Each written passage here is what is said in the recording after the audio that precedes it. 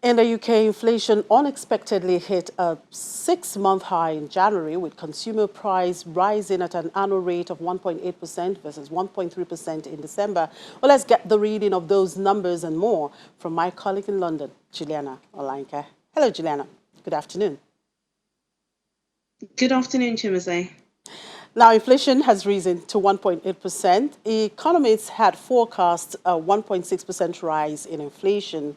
With this data, how likely is it that the Bank of England will possibly cut rate anytime soon?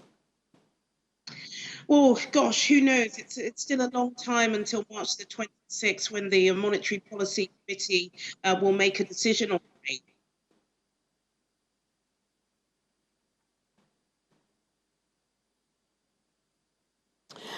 Well, I guess internet is not friendly today. We're moving now. Well, Asian markets mostly recovered today after tumbling a day before, with investors closely monitoring China's progress in returning to work as the country deals with the coronavirus outbreak. Hong Kong's Hang Seng Index rose 0.47%. The city reported its second coronavirus death, marking the sixth fatality outside mainland China. Mainland Chinese stocks erased earlier gains to decline by the close. The Shanghai Composite lost 0.32% to 2,975.40, and the Shenzhen component declined 0.63% to 11,235.60. The Shenzhen composite slid 0.55% to close at 1,846.40.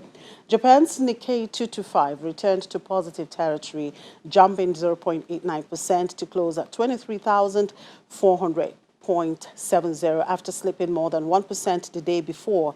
The Topix was up 0.37% to 1,671.86. South Korea's Kospi edged up to close at 2,210.34.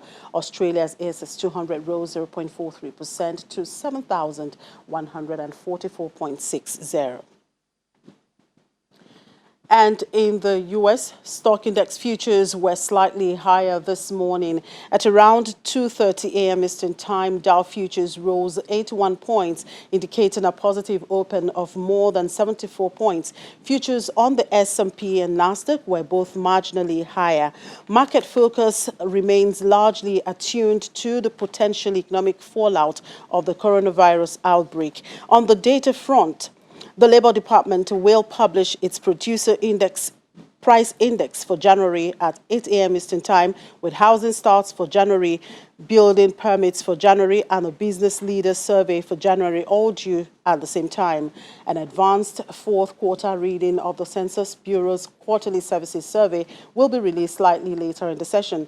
The Federal Reserve is also scheduled to publish its meeting minutes from December, when policymakers at the U.S. Central Bank decided to hold the federal funds rate steady between a range of 1.5% to 1.75%.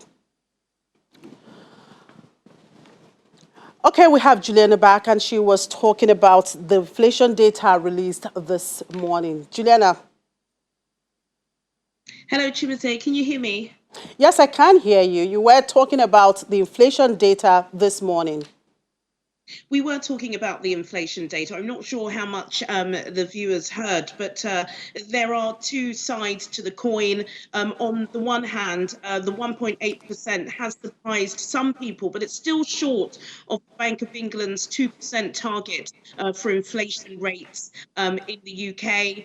The Monetary Policy Committee will be meeting again on the 26th of March, and there's a long time between now and then. We've got the Chancellor of the Exchequer's spring budget delivered on March the 11th, so it'll be interesting to see how the market react to that. And then, of course, there's the COVID-19 epidemic.